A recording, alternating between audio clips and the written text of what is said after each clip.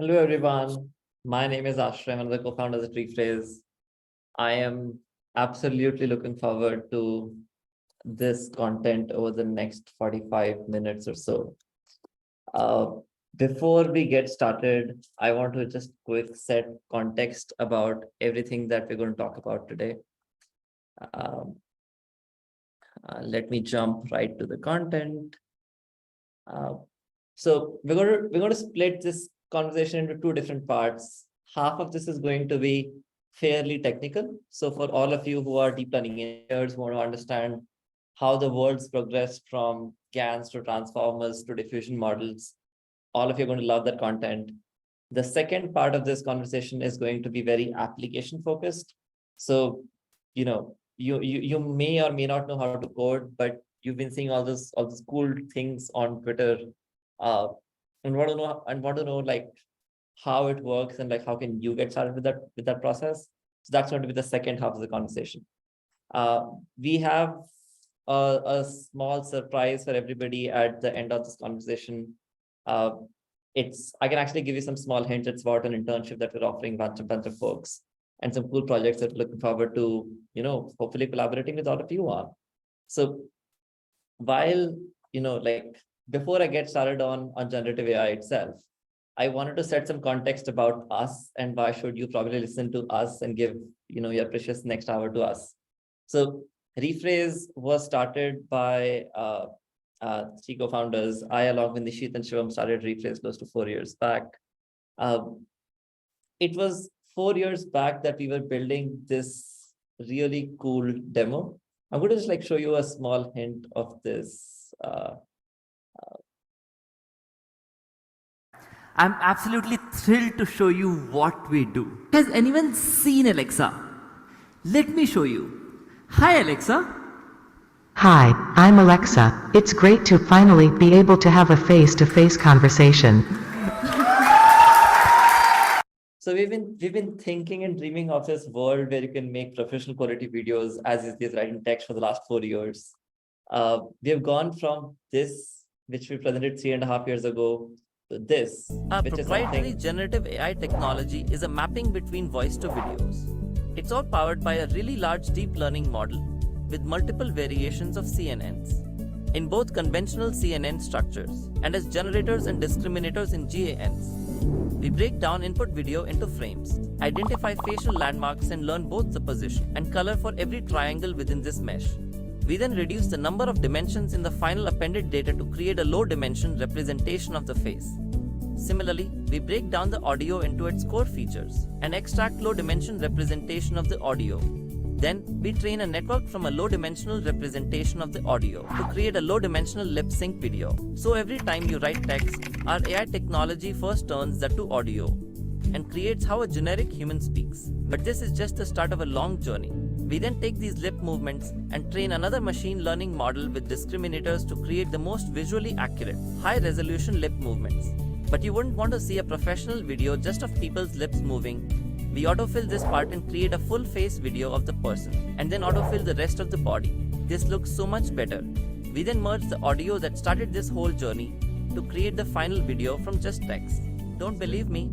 This entire video that you just watched and audio that you are listening to were both entirely generated through AI.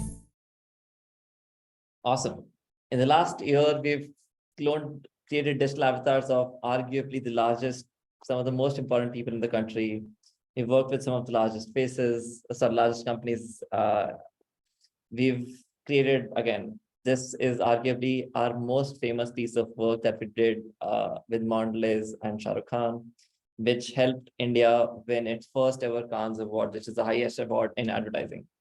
So with all of this context set about, why you should probably listen to us, I'll dive right into, what is this whole generative AI thing that we are all gathered here to discuss.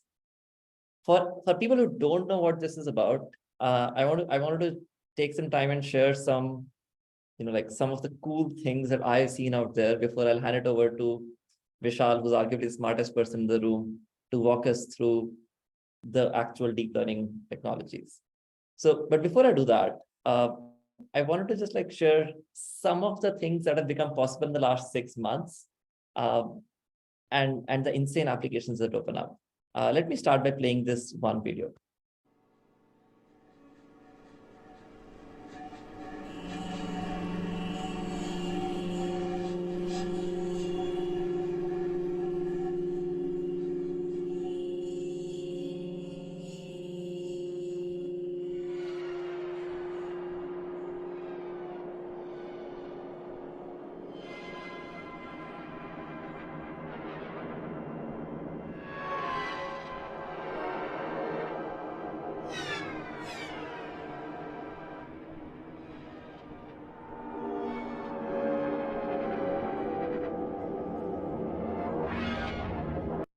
We can all create content of this level sitting in our rooms in less than a day, something that would have taken years of work till a while back.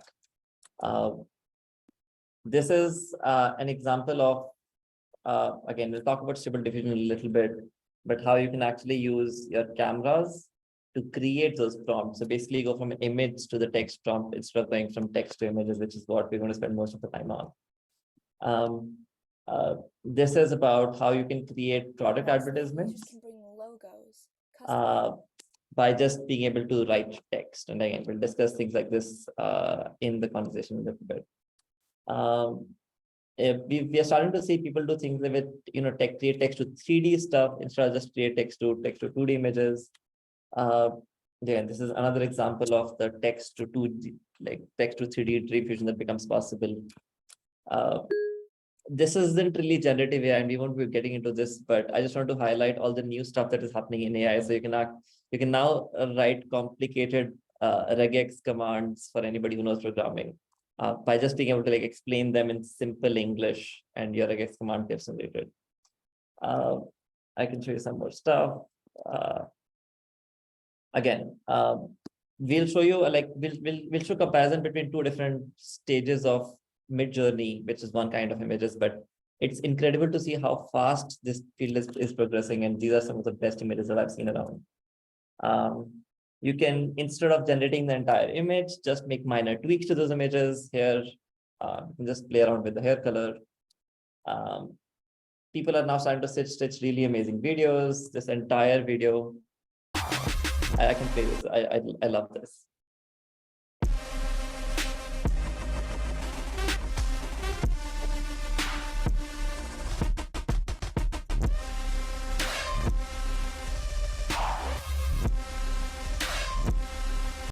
This is so weird and so cool. These are I don't know, new cute Pokemons. You can now go and create a Pokemon which fits, I don't know, your childhood dreams. Again, you can create more pictures of famous folks. But I'm going to stop here, hand it over to Vishal to continue the conversation ahead.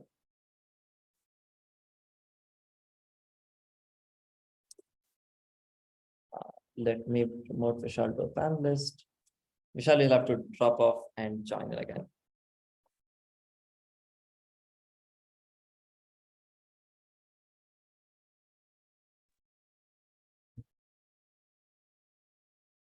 Hey everyone. Hey Vishal, the stage is yours. All right. Just let me know if you can see this screen. Yes, absolutely. I love that dog talking into the microphone. All right. So let's start. So hi, this is Vishal. So today we'll be talking about how basically AI has evolved in the space of generative applications. We'll define the problem statement, see the previous work, and talk about the state of the art, that is diffusion models. We'll also see their extension to text to image applications. We'll see how some famous models like DALL-E 2, Imagen, etc. work, and we'll also conclude with pros and cons of different generative AI models. So let's get started. So evolution of generative AI. Before we get into generative AI, let's talk about what AI can understand. Can AI understand what's given in an image?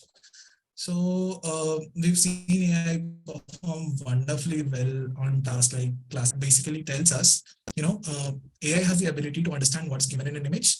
It also has the ability to understand a given image. So we have seen a lot of applications of neural style transfer, for example, where given a texture image, you can apply that on top of a structure image and get some really cool AI art that looks like this.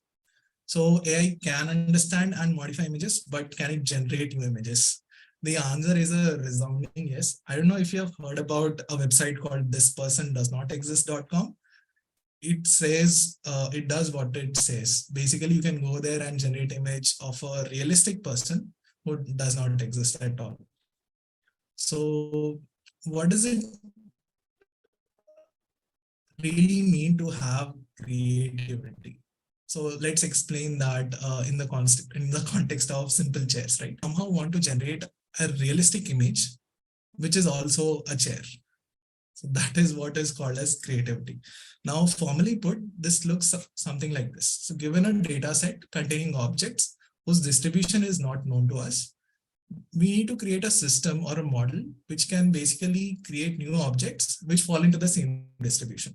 So this is typically done using a formulation that looks like this. You take in some seed value, and then you use a mapping function which maps that seed to an object X such that this object X belongs to your unknown distribution Q of X. In the example that we talked about earlier, it can be very straightforward to understand what is happening there. So given a bunch of images of chairs, we want to learn this mapping function, which takes in a seed and generates an image. And that image basically is also a chair. So belonging to a particular unknown distribution here is basically to create an image that is of a chair. So now we have defined what the problem statement is for a generative AI model. Let's get on and understand how you are able to, do this. This is the important aspect, right? You have a bunch of examples of a data set, and then you want to learn a mapping function. So how do you learn F? So there are a lot of ways to do that. We'll only be discussing some of the most successful methods. So let's start with GANs. So what are GANs? There is a very smart analogy used in the original paper of GANs. It goes something like this. You have a counterfeiter and you have a policeman. The counterfeiter is trying to generate fake currency, and the policeman is trying to distinguish between real currency and fake currency, which is generated by your counterfeiter. Now, with enough training or with enough experience, when both of them are trying to outsmart each other, both of them get really good at what they're trying to do.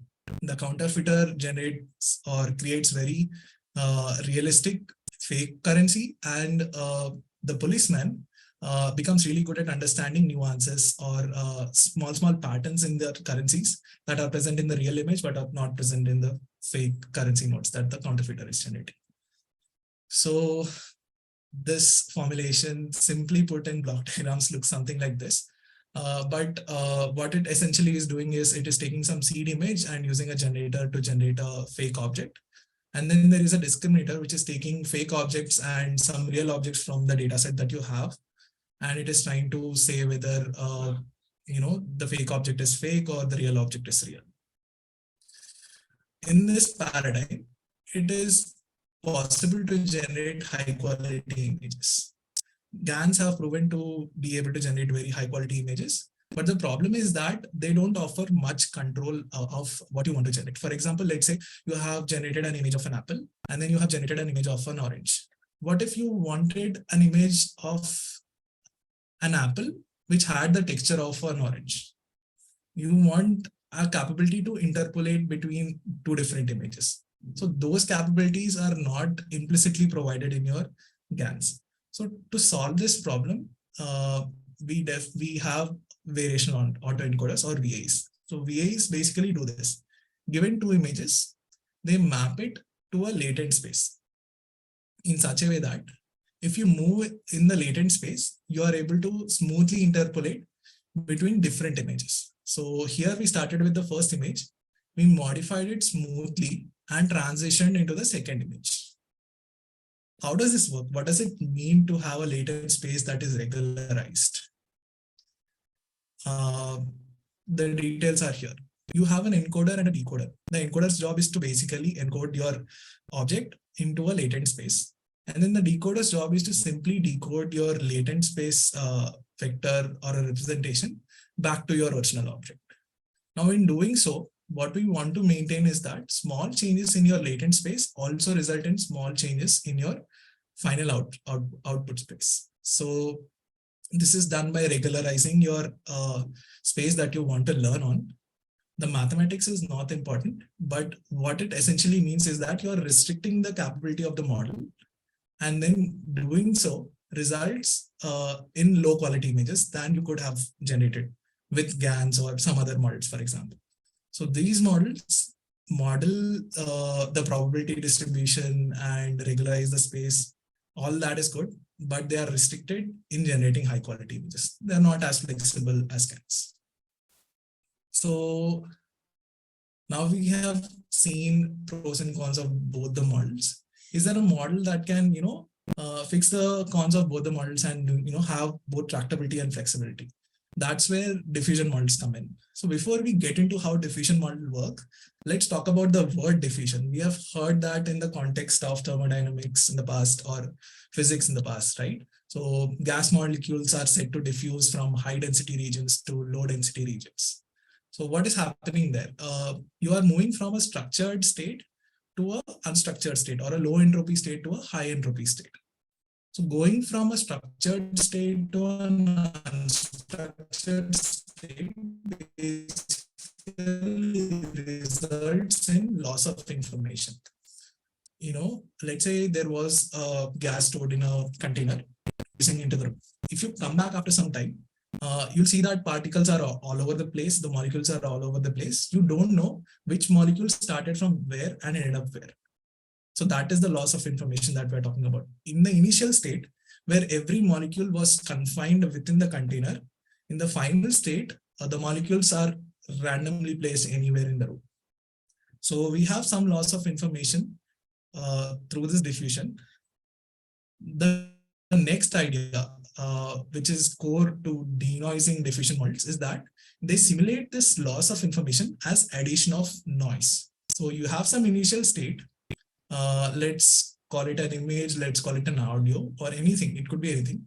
You add some noise to it. Adding noise basically results in loss of information, right? And if you keep on adding noise like that, you will reach a state where the final thing is complete random noise and you have no way of determining what the initial state was. So, okay, we are able to somehow add noise and reach a state where we lost all information about the initial state. But is there a way to trace back these steps and get back to the initial state? The answer is yes. It can be mathematically proven that if you take very small steps and you basically know what steps that you have taken, you can basically trace back those steps and get back to your initial state. So the key word here is the small amount of noise that you add in every step. And the reverse process, which is, if the forward process is adding noise, the reverse process is denoising, right? So adding small amount of noise intuitively makes it easier for us to denoise things, right? So that is the core idea behind denoising diffusion models. So how does it work in the context of images? Intuitively, it works something like this. You have a data set of realistic images with you, right? You pick one image out of it and you start adding noise to it. If you add enough noise in enough steps, you will reach a state where the image is complete random noise. Now, somehow you want to denoise every step of this process. How do you do that? Let's say we are using an AI model to do the denoising. How do you train such an AI model?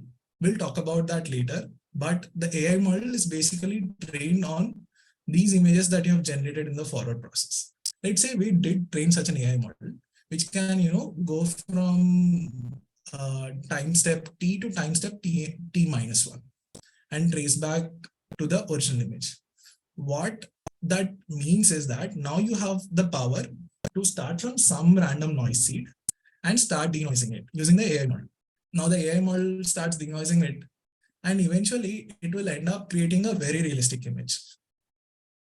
Okay, you have started with some random noise, you started denoising it. How did you end up with a realistic image? That does not make much sense, right?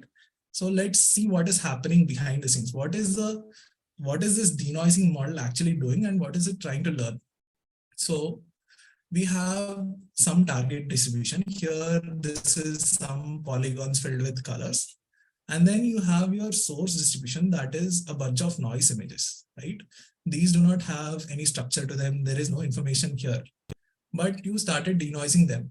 Denoising basically is like moving in bunch of steps, right? You have taken small steps to move in different directions. So what the network, the diffusion model is trying to learn is it is trying to learn pathways which will connect my noise image to some image in the target distribution.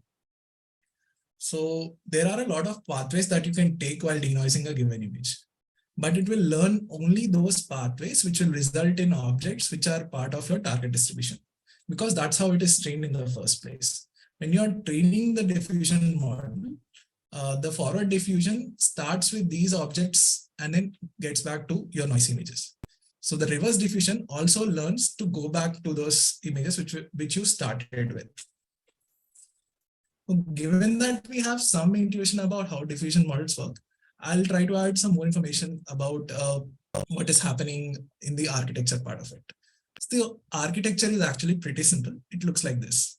You have an image at time step t-1. You added some noise and you got a more noisy image at time step t, right? Now you take this noisy image, use your AI model and try to denoise it to generate back your original image on which you have added noise. Now this AI model can be replicated for every time step. You could have one AI model. Each AI model is trying to denoise in every step. But you can compress all that and have one single AI model which also takes in the time step information and then denoise according to that time step. And this is the basic architecture of a diffusion model. It's the unit. Unit is a backbone which is typically used in cases where the output shape and the input shape are exactly same. So there is a unit backbone which takes in the time step information, some noise image, and tries to denoise it a little. Now you have some denoised image, you use the same model again, you use the time step t-1 and then you denoise it a little. So if you keep on denoising in such a way, you will end up with a very realistic, clear image based on the intuition that we saw here. So yeah, that's what diffusion models are. So now that we have understood how to start from noisy image, there are a bunch of noisy images, you are able to generate objects. But is there a way for me to generate objects that I want? For example, let's say I want to generate a black squirrel which is running on the road. I want to give it more conditioning information, I want to have more guidance over what these pathways should be.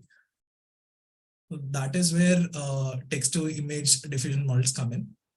The text aspect of it is just one modality. You can condition it on any information that you have. It could be an image, it could be an audio or anything. So let's say here we are trying to denoise this image, right? Earlier, we just wanted to denoise it. But now we are giving it information about how to denoise it. For example, if I say I want a lady with dark hair, yellow hat and blue eyes, the denoising happens in such a way that the final image that you get has slightly darker hair, more yellowish hat, more bluish eyes. So the denoising process is more guided. So this whole concept is called guidance. So as soon as you add guidance to your diffusion models become even more powerful. They generate very, very realistic samples. I'm sure all of you have seen the demos shown by Ashray. They are like really amazing. So given that we have some way to guide these diffusion models, and given that we have an understanding of how that is happening, let's understand some more implementations of diffusion models, like the famous models. Like, let's start with stable diffusion. So stable diffusion is your typical denoising diffusion model with just one optimization. The image looks complicated, but it is just one optimization that they have done. And then you use an encoder to simply compress it into a latent space. So this is some representation of the image, but this is more compressed information. Now you do all the denoising and everything on the compressed information. You get some realistic latent that you will again decode it back to your pixel space. This is the only optimization that they've done. And doing so basically gives us a lot of advantage. These unit models are really big. So reducing the dimensionality of the space on which you're training them reduces the training time, helps you do faster inference. If you reduce the train time, you can actually train it on larger data sets and also for a longer time. And the memory footprint also reduces. So you can, your hardware cost is also reduced in some way. So this is the application of latent diffusion models, which is used in stable diffusion. And then came Glide. So each paper is trying to do some optimization on top of what happened in the past. So Glide has two parts. The first part is called this classifier-free guidance. This concept is important because it is used across a lot of papers which came after it. What is actually classifier-free guidance? It's a complicated name for a very simple process. You do the denoising, but in two steps. In the first step, you use the conditioning information. So this is a denoised image with the conditioning information passed to the model. And then in the second step, you're not using the conditioning information. So this is again the denoised image, but this is unconditioned. So at the end, which image do you want to use? It's a mix of both. And that mixture is controlled by your guidance scale value. This guidance scale value, if it is set to 1, you'll directly use the conditional text. If it is set to 0, you'll use the unconditioned. If it is set in something between 0 to 1, you'll use a mix of both. So this classifier-free guidance helps you have some control over how much conditioning how much weight you want to give to your conditioning while generating your realistic images. So the second part uses something called as clip guidance, which brings to the model called clip, which is again created by OpenAI. This model is also again pretty simple. What it tries to do is create some sort of space where you can understand the similarity between a given image and a given text. It does by training a text encoder and an image encoder. Both of these models try to predict some representations of the image.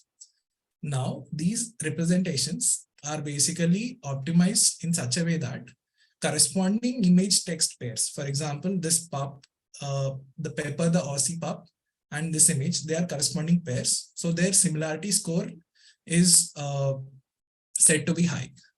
And images and text pairs which are not corresponding to each other. For example, the text was a snake. The image is of a pup. The similarity score should be very low. So that's how these two models are trained. These two models basically help you to get representations which can be used to find similarity between text and image.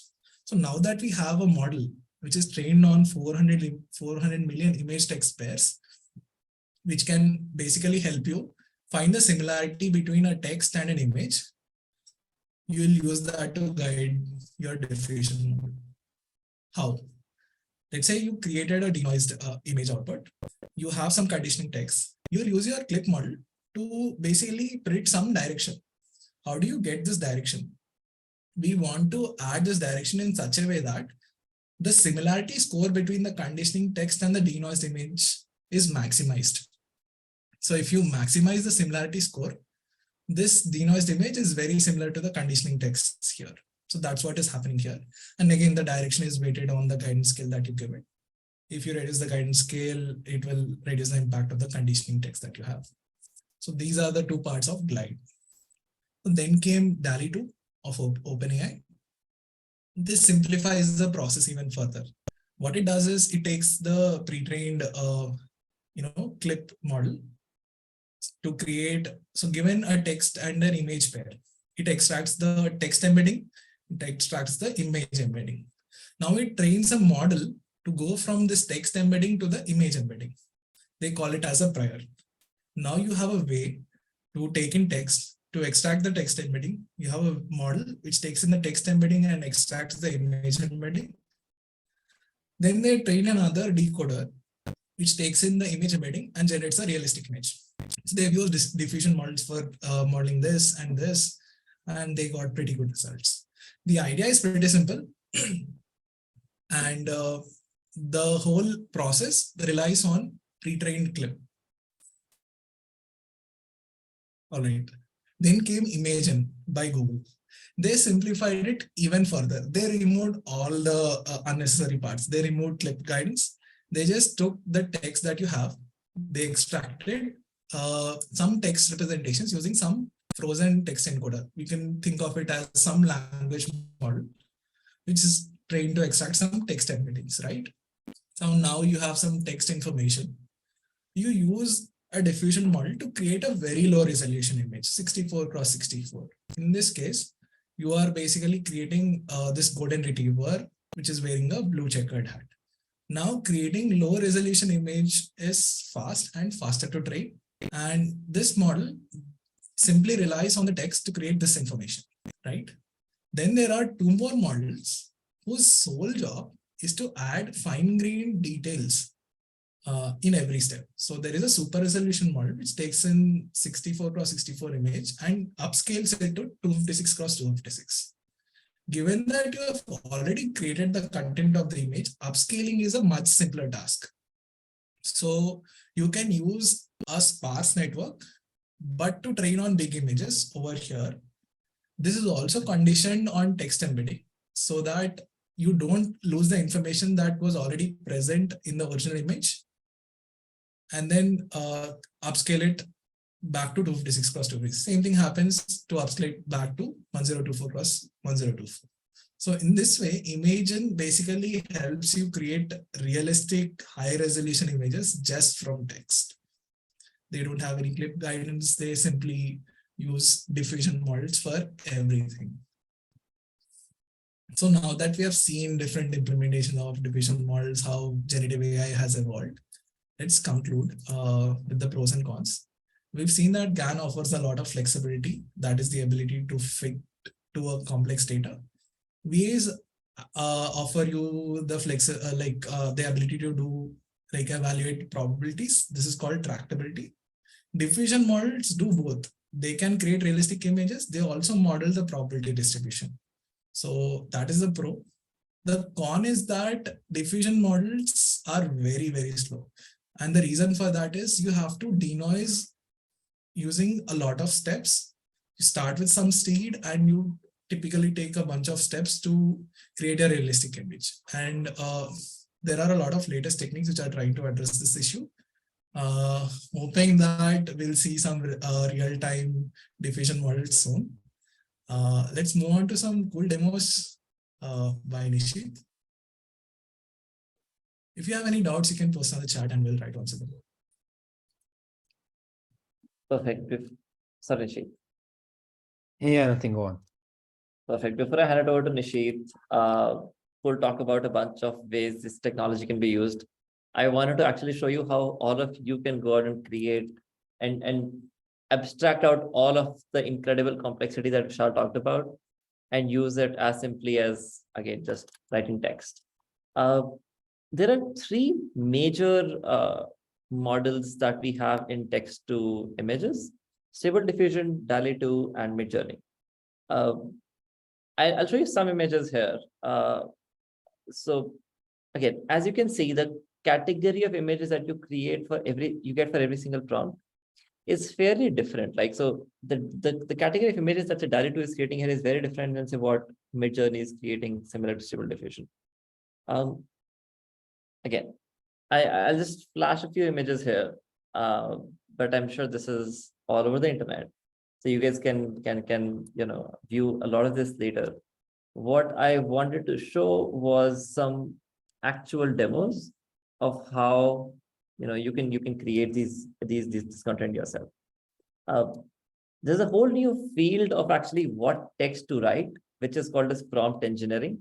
We will not have time to get into it, but I'll just show you one way of, like what the advantage of a lot of that stuff is.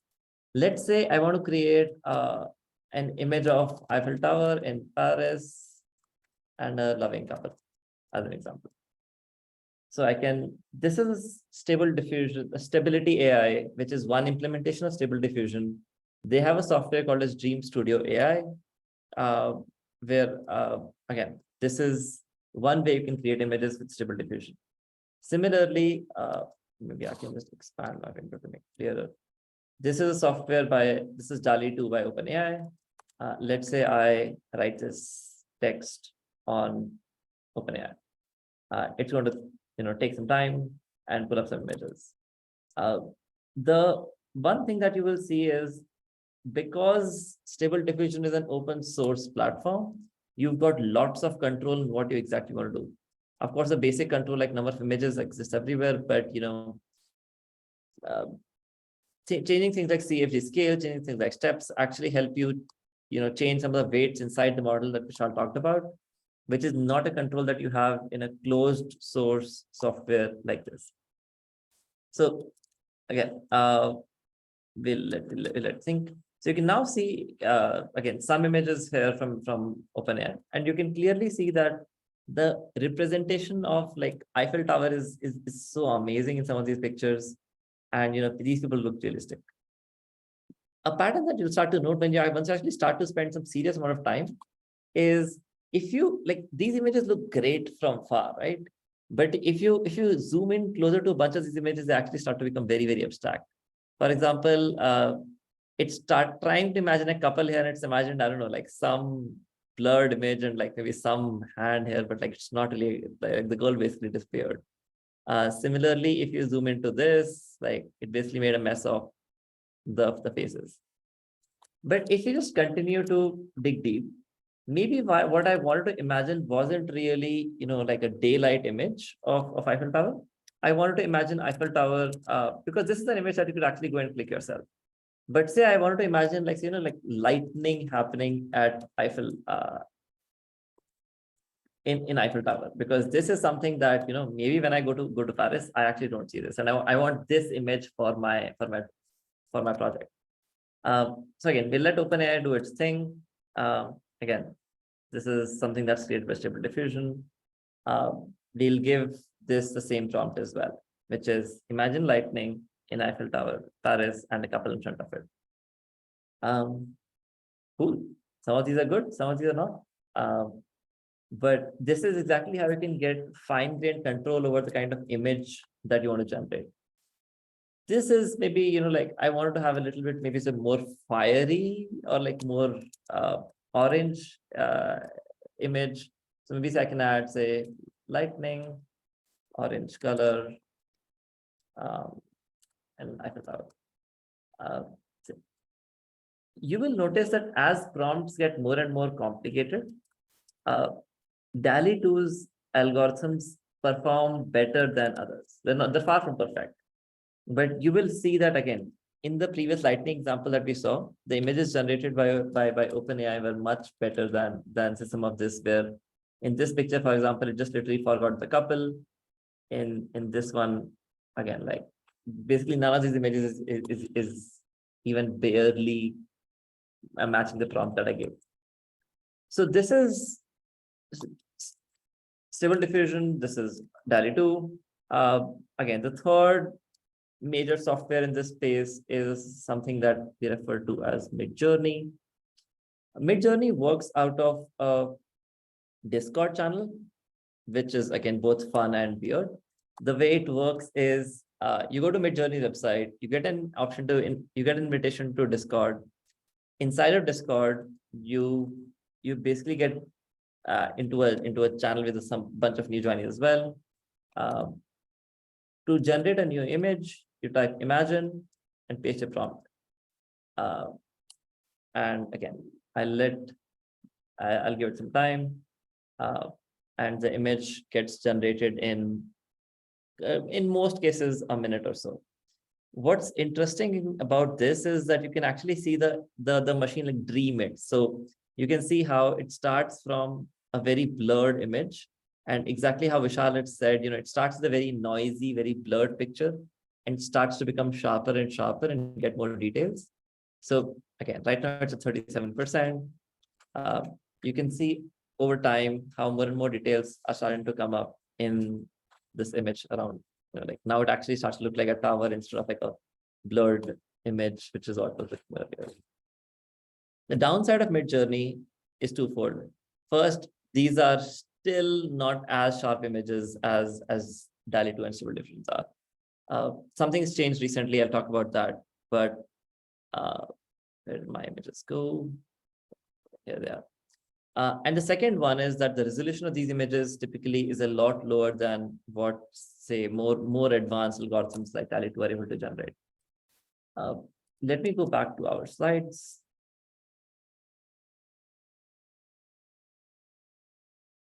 So again, I'll skip through a lot of these images. Midjourney recently upgraded its algorithm from V3 to V4. And this happened in the span of 3 to 4 months. And it's amazing how significant upgrades you get. It's not going to be clear in this presentation, but again, if you zoom in, you can actually see the quality of like the finesse of details on the face, the background, just even aesthetically looks a lot better. Similarly, this just is a lot better than this. If you zoom into some of these pictures, you will see that this looks like a generic girl. This looks more like Taylor Swift than the one on the left. So yeah, these are some of the advantages and disadvantages. I'll hand over to Nisheeth to talk about some of the use cases of this in real life. But again, for all students who are interested in, again, an announcement that we have to make towards the end, please stay back. I assure you it's going to be fun. Cool. Hi. So I'll start by talking about like some things you can do with these models in general, what kind of stuff you can do, and then go to how companies are putting this to use and how this is being used commercially. Right. So, all right. Note this. Yeah. I hope my screen is visible. Yep. Cool. So one thing you can do is in-paint images.